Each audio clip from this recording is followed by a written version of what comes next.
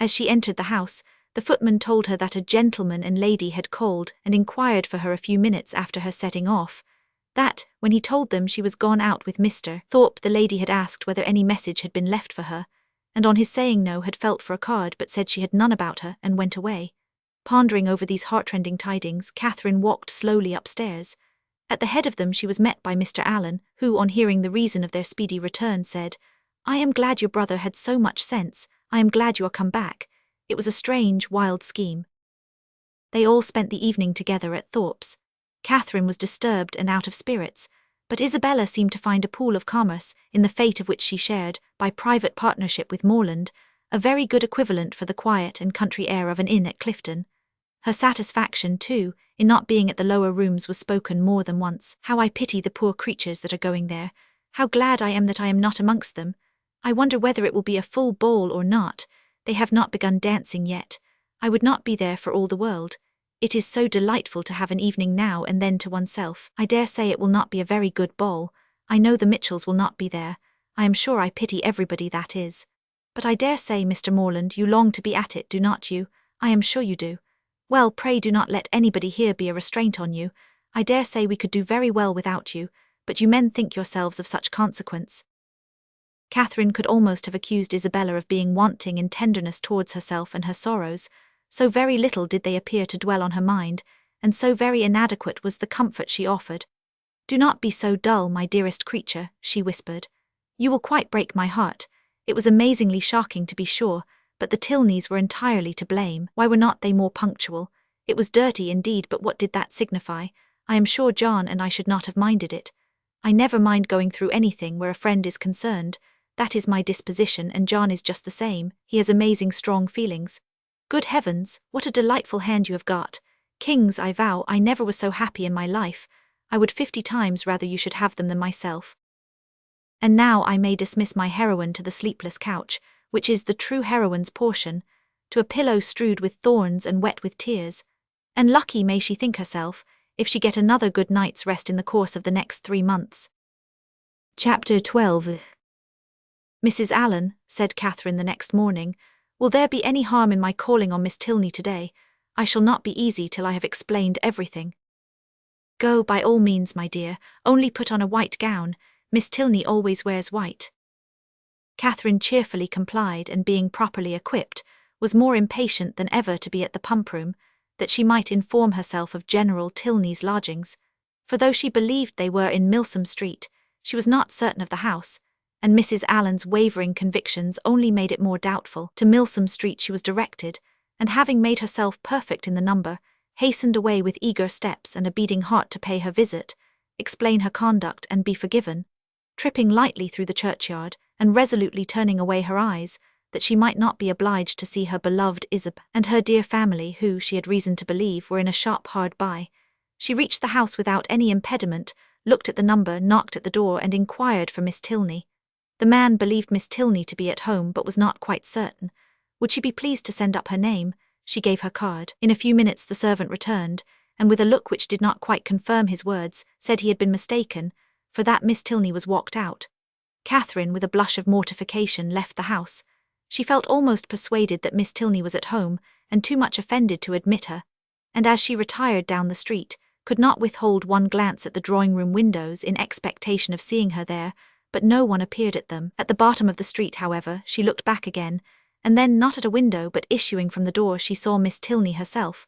She was followed by a gentleman, whom Catherine believed to be her father, and they turned up towards Edgar's buildings. Catherine, in deep mortification, proceeded on her way. She could almost be angry herself at such angry incivility, but she checked the resentful sensation. She remembered her own ignorance. She knew not how such an offence as hers might be classed by the laws of worldly politeness, to what a degree of unforgivingness it might with propriety lead, nor to what rigours of rudeness in return it might justly make her amenable. Dejected and humbled, she had even some thoughts of not going with the others to the theatre that night, but it must be confessed that they were not of long continuance, for she soon recollected, in the first place, that she was without any excuse for staying at home, and in the second, that it was a play she wanted very much to see. To the theatre accordingly they all went. No Tilneys appeared to plague or please her. She feared that amongst the many perfections of the family, a fondness for plays was not to be ranked, but perhaps it was because they were habituated to the finer performances of the London stage, which she knew, on Isabella's authority, rendered everything else of the kind quite horrid. She was not deceived in her own expectation of pleasure. The comedy so well suspended her care that no one, observing her during the first 4 acts, would have supposed she had any wretchedness about her. On the beginning of the 5th, however, the sudden view of Mr. Henry Tilney and his father, joining a party in the opposite box, recalled her to anxiety and distress. The stage could no longer excite genuine merriment, no longer keep her whole attention. Every other look upon an average was directed towards the opposite box, and for the space of 2 entire scenes did she thus watch Henry Tilney, without being once able to catch his eye. No longer could he be suspected of indifference for a play. His notice was never withdrawn from the stage during 2 whole scenes. At length, however, he did look towards her, and he bowed, but such a bow! No smile, no continued observance attended it. His eyes were immediately returned to their former direction. Catherine was restlessly miserable. She could almost have run round to the box in which he sat, and forced him to hear her explanation. Feelings rather natural than heroic possessed her. Instead of considering her own dignity injured by this ready condemnation, instead of proudly resolving, in conscious innocence, to show her resentment towards him who could harbour a doubt of it, to leave to him all the trouble of seeking an explanation, and to enlighten him on the past only by avoiding his sight, or flirting with somebody else, she took to herself all the shame of misconduct, or at least of its appearance, and was only eager for an opportunity of explaining its cause. The play concluded, the curtain fell. Henry Tilney was no longer to be seen where he had hitherto sat, but his father remained, and perhaps he might be now coming round to their box. She was right. In a few minutes he appeared, and making his way through the then thinning rows, spoke with like calm politeness to Mrs. Allen and her friend. Not with such calmness was he answered by the latter. "Oh, Mr. Tilney, I have been quite wild to speak to you and make my apologies. You must have thought me so rude. But indeed it was not my own fault, was it, Mrs. Allen? Did not they tell me that Mr. Tilney and his sister were gone out in a phaeton together? And then what could I do? But I had 10,000 times rather have been with you, now had not I, Mrs. Allen?" "My dear, you tumble my gown," was Mrs. Allen's reply. Her assurance, however, standing sole as it did, was not thrown away. It brought a more cordial, more natural smile into his countenance, and he replied in a tone which retained only a little affected reserve. "We were much obliged to you at any rate for wishing us a pleasant walk after our passing you in Argyle Street. You were so kind as to look back on purpose." "But indeed I did not wish you a pleasant walk. I never thought of such a thing. But I begged Mr. Thorpe so earnestly to stop. I called out to him as soon as ever I saw you. Now Mrs. Allen did not. Oh, you were not there, but indeed I did. And if Mr. Thorpe would only have stopped, I would have jumped out and run after you." Is there a Henry in the world who could be insensible to such a declaration? Henry Tilney at least was not. With a yet sweeter smile, he said everything that need be said of his sister's concern, regret, and dependence on Catherine's honour. "Oh, do not say Miss Tilney was not angry," cried Catherine, "because I know she was, for she would not see me this morning when I called. I saw her walk out of the house the next minute after my leaving it. I was hurt, but I was not affronted. Perhaps you did not know I had been there." "I was not within at the time, but I heard of it from Alina, and she has been wishing ever since to see you to explain the reason of such incivility. But perhaps I can do it as well. It was nothing more than that my father, they were just preparing to walk out, and he being hurried for time and not caring to have it put off, made a point of her being denied. That was all, I do assure you. She was very much vexed, and meant to make her apology as soon as possible." Catherine's mind was greatly eased by this information, yet a something of solicitude remained, from which sprang the following question, thoroughly artless in itself, though rather distressing to the gentleman. "But, Mr. Tilney, why were you less generous than your sister? If she felt such confidence in my good intentions, and could suppose it to be only a mistake, why should you be so ready to take offence?" "Me, I take offence? Nay, I am sure by your look, when you came into the box, you were angry." "I angry, I could have no right." "Well, nobody would have thought you had no right who saw your face." He replied by asking her to make room for him, and talking of the play. He remained with them some time, and was only too agreeable for Catherine to be contented when he went away. Before they parted, however, it was agreed that the projected walk should be taken as soon as possible, and setting aside the misery of his quitting their box, she was, upon the whole, left one of the happiest creatures in the world. While talking to each other, she had observed with some surprise that John Thorpe, who was never in the same part of the house for 10 minutes together, was engaged in conversation with General Tilney, and she felt something more than surprise when she thought she could perceive herself the object of their attention and discourse. What could they have to say of her? She feared General Tilney did not like her appearance. She found it was implied in his preventing her admittance to his daughter, rather than postpone his own walk a few minutes. "How came Mr. Thorpe to know your father?" was her anxious inquiry as she pointed them out to her companion. He knew nothing about it, but his father, like every military man, had a very large acquaintance. When the entertainment was over, Thorpe came to assist them in getting out. Catherine was the immediate object of his gallantry, and while they waited in the lobby for a chair, he prevented the inquiry which had travelled from her heart almost to the tip of her tongue, by asking in a consequential manner whether she had seen him talking with General Tilney. "He is a fine old fellow, upon my soul. Stout, active, looks as young as his son. I have a great regard for him, I assure you, a gentleman-like, good sort of fellow as ever lived." "But how came you to know him?" "Know him? There are few people much about town that I do not know. I have met him forever at the Bedford, and I knew his face again today the moment he came into the billiard-room, one of the best players we have, by the by, and we had a little touch together, though I was almost afraid of him at first. The odds were 5-4 against me, and if I had not made one of the cleanest strokes that perhaps ever was made in this world, I took his ball exactly, but I could not make you understand it without a table. However, I did beat him. A very fine fellow, as rich as a Jew. I should like to dine with him. I dare say he gives famous dinners. But what do you think we have been talking of? You? Yes, by heavens, and the General thinks you the finest girl in Bath." "Oh, nonsense, how can you say so?" "And what do you think I said?" Lowering his voice. "Well done, General," said I am quite of your mind." Here Catherine, who was much less gratified by his admiration than by General Tilney, was not sorry to be called away by Mr. Allen. Thorpe, however, would see her to her chair, and till she entered it, continued the same kind of delicate flattery, in spite of her entreating him to have done. That General Tilney, instead of disliking, should admire her, was very delightful, and she joyfully thought that there was not one of the family whom she need now fear to meet.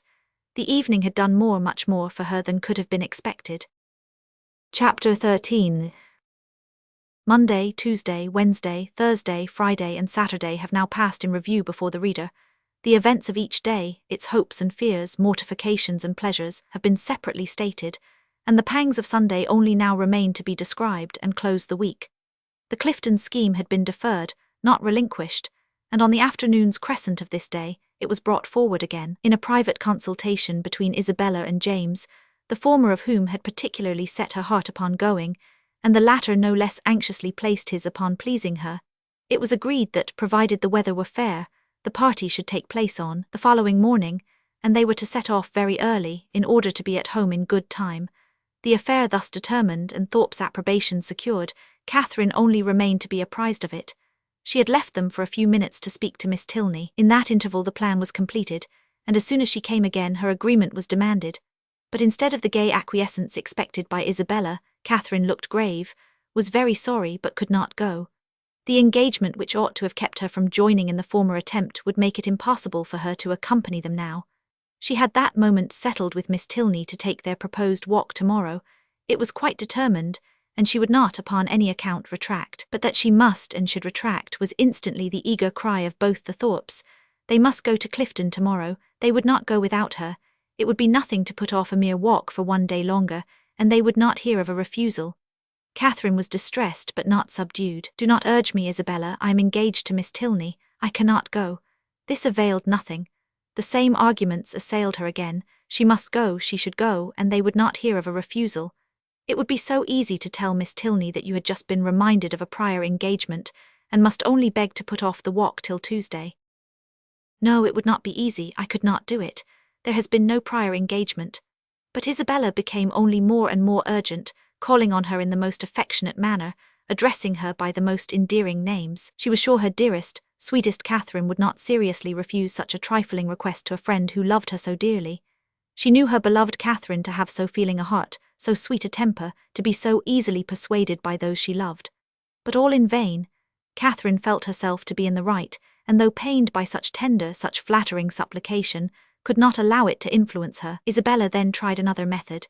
She reproached her with having more affection for Miss Tilney, though she had known her so little a while, than for her best and oldest friends, with being grown cold and indifferent, in short, towards herself. I cannot help being jealous, Catherine, when I see myself slighted for strangers, I who love you so excessively.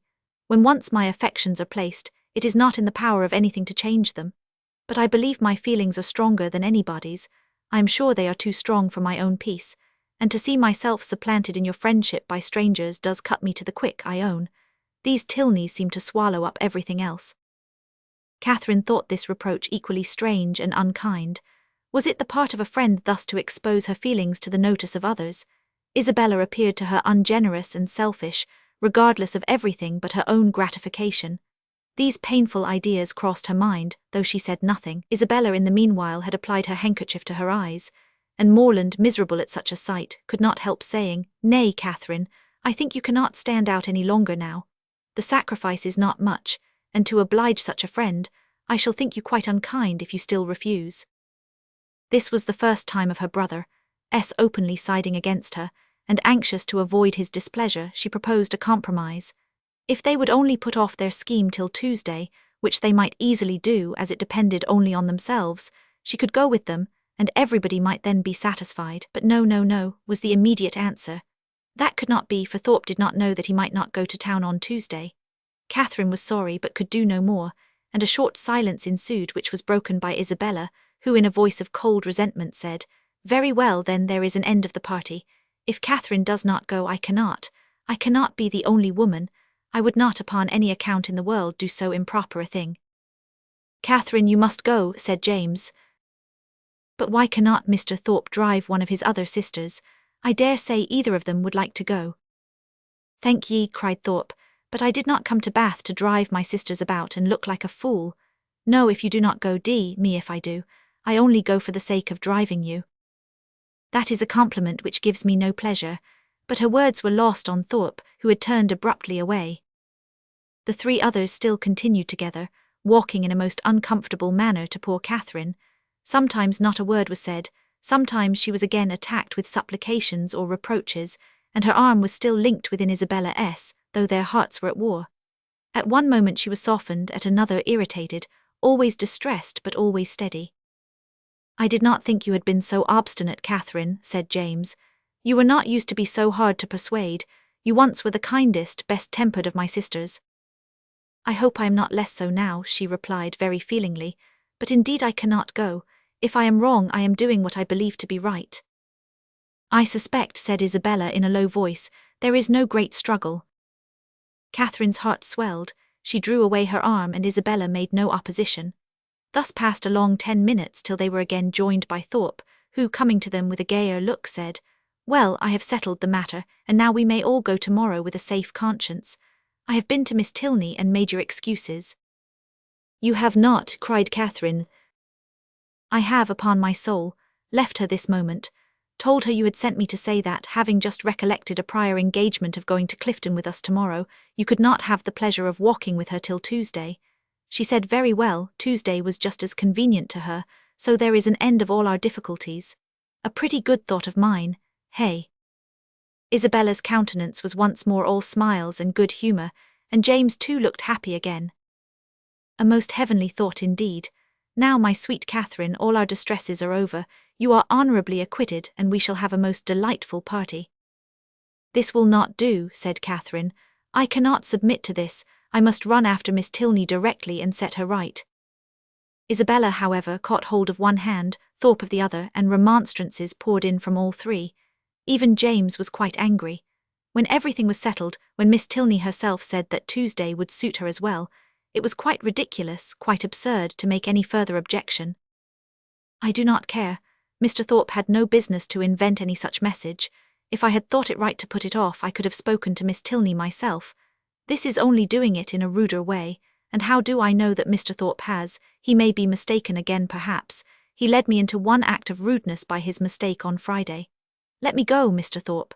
Isabella, do not hold me." Thorpe told her it would be in vain to go after the Tilneys. They were turning the corner into Brock Street when he had overtaken them, and were at home by this time. "Then I will go after them," said Catherine. "Wherever they are I will go after them. It does not signify talking. If I could not be persuaded into doing what I thought wrong, I never will be tricked into it. And with these words she broke away and hurried off. Thorpe would have darted after her, but Morland withheld him. Let her go, if she will go. She is as obstinate as... Thorpe never finished the simile, for it could hardly have been a proper one. Away walked Catherine in great agitation, as fast as the crowd would permit her, fearful of being pursued yet determined to persevere. As she walked, she reflected on what had passed. It was painful to her to disappoint and displease them, particularly to displease her brother, but she could not repent her resistance, setting her own inclination apart, to have failed a second time in her engagement to Miss Tilney, to have retracted a promise voluntarily made only 5 minutes before, and on a false pretence too, must have been wrong. She had not been withstanding them on selfish principles alone. She had not consulted merely her own gratification. That might have been ensured in some degree by the excursion itself, by seeing Blaise Castle. No, she had attended to what was due to others, and to her own character in their opinion. Her conviction of being right, however, was not enough to restore her composure. Till she had spoken to Miss Tilney she could not be at ease, and quickening her pace when she got clear of the crescent, she almost ran over the remaining ground till she gained the top of Milsom Street. So rapid had been her movements that in spite of the Tilneys' advantage in the outset, they were but just turning into their lodgings as she came within view of them. And the servant still remaining at the open door, she used only the ceremony of saying that she must speak with Miss Tilney that moment, and hurrying by him proceeded upstairs. Then, opening the first door before her, which happened to be the right, she immediately found herself in the drawing-room with General Tilney, his son and daughter. Her explanation, defective only in being, from her irritation of nerves and shortness of breath, no explanation at all, was instantly given. I am come in a great hurry. It was all a mistake. I never promised to go. I told them from the first I could not go. I ran away in a great hurry to explain it. I did not care what you thought of me. I would not stay for the servant. The business, however, though not perfectly elucidated by this speech, soon ceased to be a puzzle. Catherine found that John Thorpe had given the message, and Miss Tilney had no scruple in owning herself greatly surprised by it. But whether her brother had still exceeded her in resentment, Catherine, though she instinctively addressed herself as much to one as to the other in her vindication, had no means of knowing. Whatever might have been felt before her arrival, her eager declarations immediately made every look and sentence as friendly as she could desire. The affair thus happily settled, she was introduced by Miss Tilney to her father, and received by him with such ready, such solicitous politeness as recalled Thorpe's information to her mind, and made her think with pleasure that he might be sometimes depended on. To such anxious attention was the general civility carried, that not aware of her extraordinary swiftness in entering the house, he was quite angry with the servant whose neglect had reduced her to open the door of the apartment herself. What did William mean by it? He should make a point of inquiring into the matter. And if Catherine had not most warmly asserted his innocence, it seemed likely that William would lose the favour of his master forever, if not his place, by her rapidity. After sitting with them a quarter of an hour, she rose to take leave, and was then most agreeably surprised by General Tilney asking her if she would do his daughter the honour of dining and spending the rest of the day with her. Miss Tilney added her own wishes. Catherine was greatly obliged, but it was quite out of her power. Mr. and Mrs. Allen would expect her back every moment. The General declared he could say no more. The claims of Mr. and Mrs. Allen were not to be superseded, but on some other day he trusted, when longer notice could be given, they would not refuse to spare her to her friend. Oh no, Catherine was sure they would not have the least objection, and she should have great pleasure in coming. The General attended her himself to the street door, saying everything gallant as they went downstairs, admiring the elasticity of her walk, which corresponded exactly with the spirit of her dancing, and making her one of the most graceful beaux she had ever beheld. When they parted, Catherine, delighted by all that had passed, proceeded gaily to Pulteney Street, walking, as she concluded, with great elasticity, though she had never thought of it before.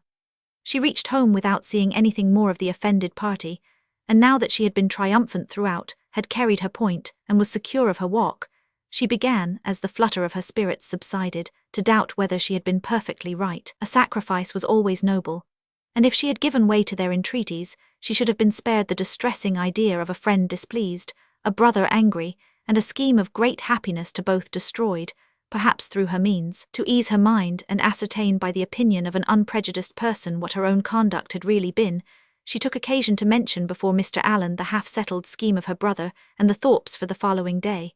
Mr. Allen caught at it directly. "Well," said he, "and do you think of going too?" No, I had just engaged myself to walk with Miss Tilney before they told me of it, and therefore you know I could not go with them, could I? No, certainly not, and I am glad you do not think of it. These schemes are not at all the thing. Young men and women driving about the country in open carriages. Now and then it is very well, but going to inns and public places together, it is not right, and I wonder Mrs. Thorpe should allow it. I am glad you do not think of going. I am sure Mrs. Morland would not be pleased. Mrs. Allen, are not you of my way of thinking? Do not you think these kind of projects objectionable? Yes, very much so indeed. Open carriages are nasty things. A clean gown is not 5 minutes wear in them. You are splashed getting in and getting out, and the wind takes your hair and your bonnet in every direction. I hate an open carriage myself. I know you do, but that is not the question. Do not you think it has an odd appearance if young ladies are frequently driven about in them by young men, to whom they are not even related? Yes, my dear, a very odd appearance indeed. I cannot bear to see it. Dear madam, cried Catherine, then why did not you tell me so before? I am sure if I had known it to be improper, I would not have gone with Mr. Thorpe at all. But I always hoped you would tell me if you thought I was doing wrong. And so I should, my dear, you may depend on it. For as I told Mrs. Morland at parting, I would always do the best for you in my power. But one must not be over-particular. Young people will be young people, as your good mother says herself. You know I wanted you when we first came, not to buy that sprigged muslin, but you would. Young people do not like to be always thwarted. But this was something of real consequence, and I do not think you would have found me hard to persuade. As far as it has gone hitherto, there is no harm done, said Mr. Allen, and I would only advise you, my dear, not to go out with Mr. Thorpe any more. That is just what I was going to say, added his wife. Catherine, relieved for herself, felt uneasy for Isabella, and after a moment's thought asked Mr. Allen whether it would not be both proper and kind in her to write to Miss Thorpe, and explain the indecorum of which she must be as insensible as herself, for she considered that Isabella might otherwise perhaps be going to Clifton the next day, in spite of what had passed. Mr. Allen, however, discouraged her from doing any such thing. You had better leave her alone, my dear. She is old enough to know what she is about, and if not, has a mother to advise her. Mrs. Thorpe is too indulgent beyond a doubt, but however, you had better not interfere. She and your brother choose to go, and you will be only getting ill will. Catherine submitted, and though sorry to think that Isabella should be doing wrong, felt greatly relieved by Mr. Allen's approbation of her own conduct, and truly rejoiced to be preserved by his advice from the danger of falling into such an error herself. Her escape from being one of the party to Clifton was now an escape indeed. For what would the Tilneys have thought of her, if she had broken her promise to them in order to do what was wrong in itself, if she had been guilty of one breach of propriety, only to enable her to be guilty of another? Chapter 14. The next morning was fair, and Catherine almost expected another attack from the assembled party. With Mr. Allen to support her, she felt no dread of the event, but she would gladly be spared a contest where victory itself was painful, and was heartily rejoiced therefore at neither seeing nor hearing anything of them. The Tilneys called for her at the appointed time, and no new difficulty arising, no sudden recollection, no unexpected summons, no impertinent intrusion to disconcert their measures, my heroine was most unnaturally able to fulfil her engagement, though it was made with the hero himself. They determined on walking round Beechen Cliff, that noble hill whose beautiful verdure and hanging coppice render it so striking an object from almost every opening in Bath. I never look at it, said Catherine, as they walked along the side of the river, without thinking of the south of France. You have been abroad then, said Henry, a little surprised. Oh no, I only mean what I have read about. It always puts me in mind of the country that Emily and her father travelled through in the Mysteries of Udolpho. But you never read novels, I dare say. Why not? Because they are not clever enough for you. Gentlemen read better books. The person, be it gentleman or lady, who has not pleasure in a good novel, must be intolerably stupid. I have read all Mrs. Radcliffe's works, and most of them with great pleasure. The Mysteries of Udolpho, when I had once begun it, I could not lay down again. I remember finishing it in 2 days, my hair standing on end the whole time. Yes, added Miss Tilney, and I remember that you undertook to read it aloud to me, and that when I was called away for only 5 minutes to answer a note, instead of waiting for me, you took the volume into the Hermitage Walk, and I was obliged to stay till you had finished it. Thank you, Elena, a most honourable testimony.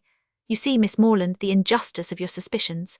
Here was I in my eagerness to get on, refusing to wait only 5 minutes for my sister, breaking the promise I had made of reading it aloud, and keeping her in suspense at a most interesting part, by running away with the volume, which you are to observe was her own, particularly her own. I am proud when I reflect on it, and I think it must establish me in your good opinion. I am very glad to hear it indeed, and now I shall never be ashamed of liking Udolpho myself, but I really thought before, young men despised novels amazingly. It is amazingly. It may well suggest amazement if they do, for they read nearly as many as women. I myself have read hundreds and hundreds. Do not imagine that you can cope with me in a knowledge of Julia's and Lewis's. If we proceed to particulars and engage in the never-ceasing inquiry of have you read this, and have you read that, I shall soon leave you as far behind me as, what shall I say?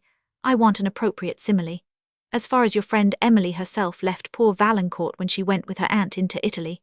Consider how many years I have had the start of you.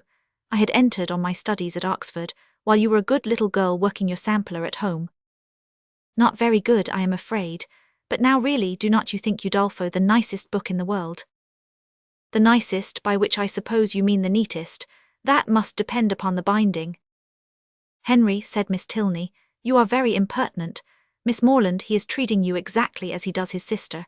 He is forever finding fault with me for some incorrectness of language, and now he is taking the same liberty with you. The word nicest, as you used it, did not suit him, and you had better change it as soon as you can, or we shall be overpowered with Johnson and Blair all the rest of the way. I am sure, cried Catherine, I did not mean to say anything wrong, but it is a nice book, and why should not I call it so? Very true, said Henry, and this is a very nice day, and we are taking a very nice walk, and you are two very nice young ladies. Oh, it is a very nice word indeed. It does for everything. Originally perhaps it was applied only to express neatness, propriety, delicacy, or refinement. People were nice in their dress, in their sentiments, or their choice. But now every commendation on every subject is comprised in that one word. While in fact, cried his sister, it ought only to be applied to you without any commendation at all. You are more nice than wise. Come, Miss Morland, let us leave him to meditate over our faults in the utmost propriety of diction, while we praise Udolpho in whatever terms we like best. It is a most interesting work. You are fond of that kind of reading. To say the truth, I do not much like any other. Indeed. That is, I can read poetry and plays and things of that sort, and do not dislike travels.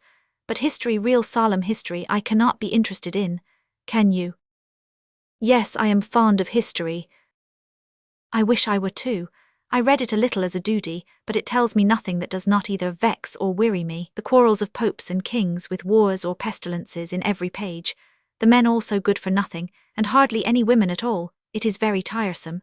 And yet I often think it odd that it should be so dull, for a great deal of it must be invention. The speeches that are put into the heroes' mouths, their thoughts and designs, the chief of all this must be invention, and invention is what delights me in other books. Historians, you think, said Miss Tilney, are not happy in their flights of fancy. They display imagination without raising interest. I am fond of history, and am very well contented to take the false with the true. In the principal facts they have sources of intelligence in former histories and records, which may be as much depended on, I conclude, as anything that does not actually pass under one's own observation. And as for the little embellishments you speak of, they are embellishments, and I like them as such. If a speech be well drawn up, I read it with pleasure, by whomsoever it may be made, and probably with much greater, if the production of Mr. Hume or Mr. Robertson, than if the genuine words of Caractacus, Agricola, or Alfred the Great. You are fond of history, and so are Mr. Allen and my father, and I have 2 brothers who do not dislike it. So many instances within my small circle of friends is remarkable.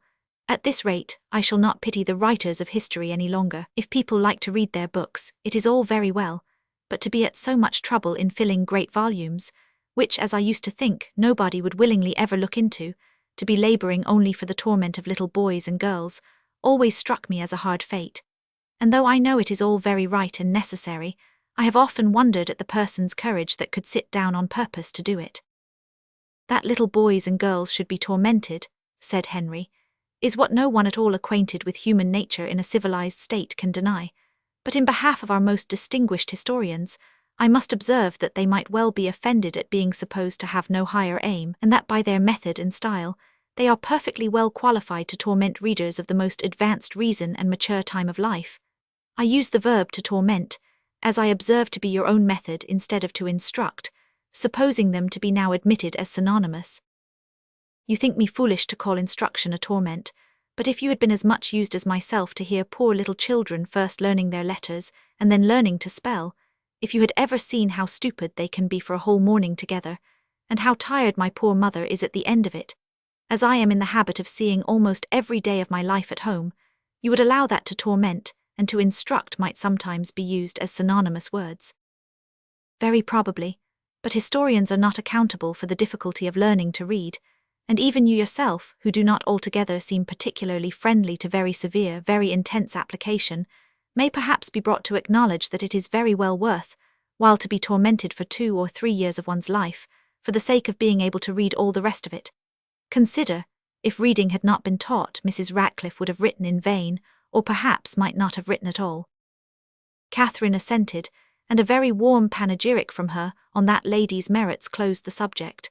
The Tilneys were soon engaged in another on which she had nothing to say. They were viewing the country with the eyes of persons accustomed to drawing, and decided on its capability of being formed into pictures with all the eagerness of real taste. Here Catherine was quite lost. She knew nothing of drawing, nothing of taste, and she listened to them with an attention which brought her little profit, for they talked in phrases which conveyed scarcely any idea to her. The little which she could understand, however, appeared to contradict the very few notions she had entertained on the matter before.